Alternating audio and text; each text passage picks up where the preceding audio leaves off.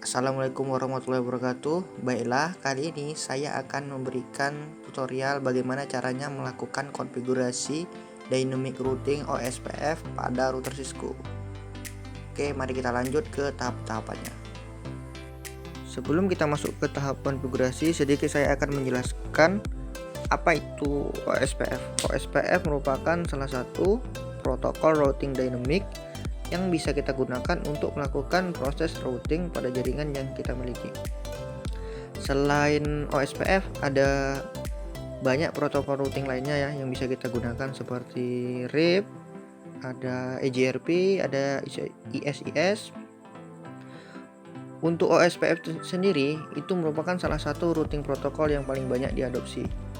Dikarenakan routing protokol OSPF tidak terikat oleh salah satu vendor atau apapun, jadi dia bisa multi vendor. Misalnya kita memiliki variasi dalam perangkat jaringan yang kita miliki, misalnya ada dari brand A, brand B. Nah, routing protokol OSPF ini bisa diimplementasikan ke semua vendor tersebut, berbeda dengan EGRP yang hanya bisa kita implementasikan pada perangkat Cisco saja. Langsung saja kita masuk ke tahap konfigurasinya. Pada tahap konfigurasi ini kita akan melakukan konfigurasi terlebih dahulu pada router gedung A, yang mana konfigurasi tersebut pemberian IP address pada setiap interface yang dimiliki oleh router gedung A.